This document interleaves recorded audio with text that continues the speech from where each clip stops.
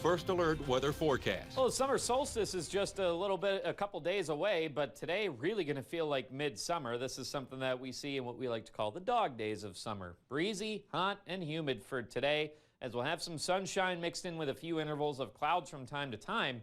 But later this evening, as a cold front works its way through, that will bring chances at some showers and storms that could be on the strong to potentially severe side after we saw some severe weather rolling through the Chippewa Valley yesterday morning. But that's not our only chance at some showers this week, as we do have a very slim chance tomorrow. But as we go later in the week into the first half of the weekend, those shower chances increase as well.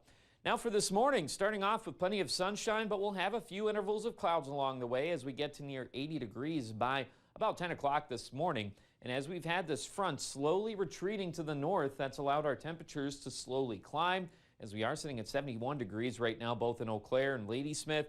And further south, we have some upper 70s, 77 right now in La Crosse. Winds mostly out of the south. This also comes with that retreating front. A pretty breezy southerly flow at that. Most places between about 5 to 15 miles per hour.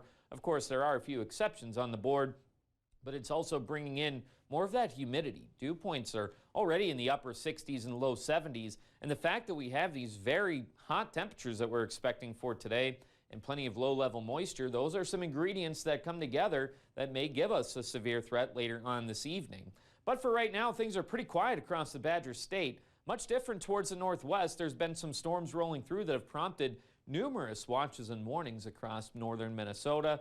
But again, things have been quiet for us, just for this morning anyways. But this month, rain has been something that we are not a stranger to. In fact, only 4 days this month haven't had any measurable rainfall. And being that we are expecting more chances later this evening, it's likely that we're going to continue with that trend. But we've gotten more than 4.5 inches of rain thus far this month. That puts us a little over 1.75 inches above where we should be. And as mentioned earlier, that's not our only chance at some rain, as we have more chances increasing throughout the work week into the first half of the weekend as well. For the afternoon, likely staying with some intervals of clouds and sun. However, this evening is where we have those chances at some storms rolling through that do carry a risk at some damaging winds, some large hail, and potentially locally heavy rates of rainfall. Otherwise, those then push out, give way to some intervals of clouds and sun for tomorrow, possibly a stray shower, but most of us likely staying dry until Thursday morning. That's where we have more of those chances at some showers, taking us into Thursday afternoon as well. Most of us towards far western Wisconsin under that level 2 risk at severe weather. That's what you see outlined in yellow. But the Chippewa Valley, areas to the east under that level 1 risk. Again, the primary threats out of this would be those very gusty winds and the potential for some large hail and locally heavy rain.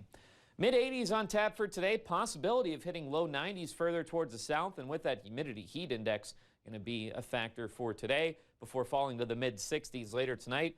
Followed by a pretty significant cool down heading our way towards the middle of the week. More chances for rain take us into the weekend, of course, with that humidity returning for Friday and Saturday before ultimately drying things out on Sunday and looking to stay dry for 2 days in a row going into the start of next week.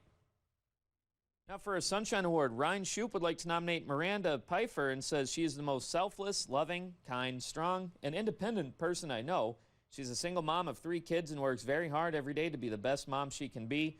She's always helping others, even when she has so little to give or share, and she never thinks twice. Now, if you'd like to nominate someone, send us an email or head over to our website at weau.com.